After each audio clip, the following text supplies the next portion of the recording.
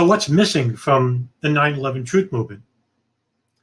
I think there are various problems that are currently inhabiting it. Um, and I also believe that it's fragmented from within. There are many competing groups within this movement. And that's why they haven't been able to go forward. It's 19 years now, and no truth movement or organization has been able to get anywhere at this point. There's no new congressional inquiry happening anytime soon. In fact, what's happening is actually the general public are looking at them with disdain. Um, I've been on viral media for the past 5 years, and it seems that they have gone slightly backwards instead of moving forwards. Maybe in the beginning that was the case, but what happened was they happened to uh, placate the more sane and rational voices, whether you agree with them or not, regarding the physics aspects of what happened at the World Trade Center, and the geopolitics of 9/11 is completely decimated. And these are taken over by such proponents like Christopher Bolin, Rebecca Roth, CIT team, um, Barbara Honegger, and these people don't even believe in hijackers, hijacked planes. They think that these planes are remotely controlled.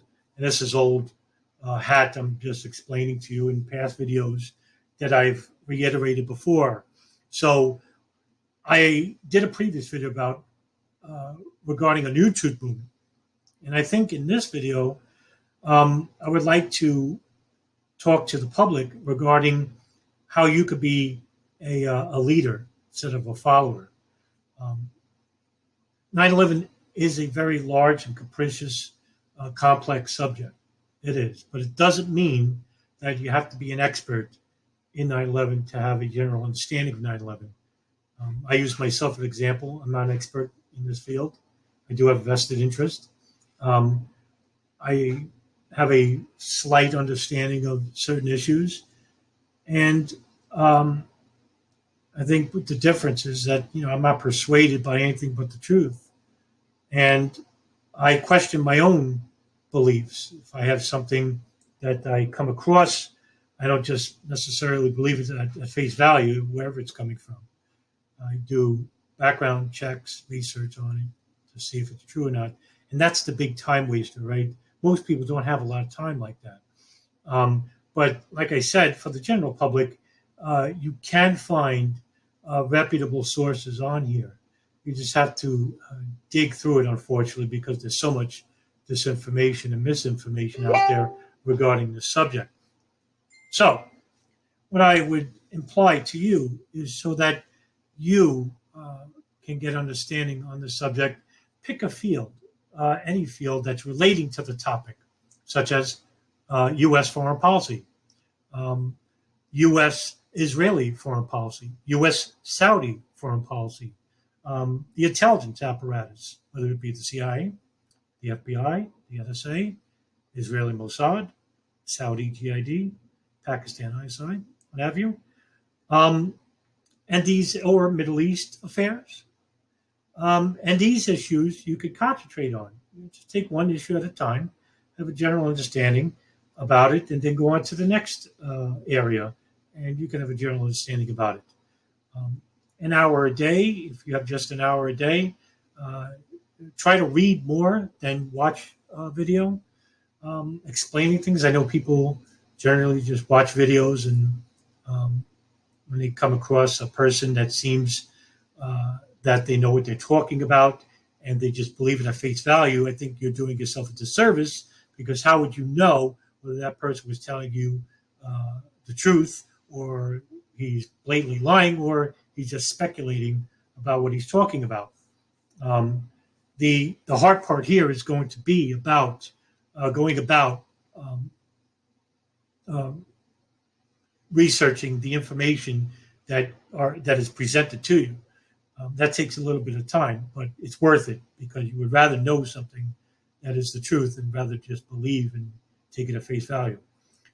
And so I think what I want to do on this channel is produce more content video regarding the subjects that I'm putting on my playlist. And I would like to motivate you to do the same. You don't have to go as far as I'm going. You just have to create video content. And if you do have a slight understanding of these areas, um, more power to you. And I would submit to you that you're important in getting the information out. Um, Now we can agree to disagree and have healthy discussion, healthy debate on here, which is sorely lacking in the whole general 9/11 sphere. There are no real reasonable debates on here or rational discussion. You just have these lectures of people who are just, just telling you what they believe, or they're defaming other people and whatnot. And that's not really getting anywhere. So we need more educational content. And I think that in the future, this is what I'm hoping for, is that we can get more motivated folk to come out of their shell. They may be shy. Look, 2 years ago, I would have never imagined myself creating video content of myself. I usually stayed in the shadows. I just stayed away from viral media and didn't think of myself as really important in the grand scheme of things. I still don't, but what I'm trying to do here is try to get more people to become motivated in getting people to talk about this subject, which is really just being overwhelmed by these people who promote these really ridiculous conspiracy theories. And they have taken the front lines. And that's not the real truth movement. They're just having a dead, isolated, fragmented group of people who are not getting anywhere. Christopher Bolin, who is the most famous of the truthers, is unfortunately, he has a decent following, but has he done anything with his information? He just blames Israel for 9/11. I'm not trying to dissuade from that subject. Yes, I do think that they at least have foreknowledge about what was happening, but this guy goes over and beyond and wants to blame them for just about everything. When I say Israel, I'm meaning the Zionist government, not the whole country of Israel. But to him, it's basically they're involved with everything. And he may talk about certain things that are factual, but he ruins it by, implying that, hey, there was no hijackers on these planes. Well, guess what? There's no hijackers. You don't have urban moving systems, and the Israeli operatives spying the ring here inside the United States monitoring hijackers. You just absolved them from having any type of complicity or full knowledge of 9/11. Same goes for like debunkers who just want to blame Muslims for 9/11, these religious fanatics. While there was some religious fanatics, hijackers, some of them weren't.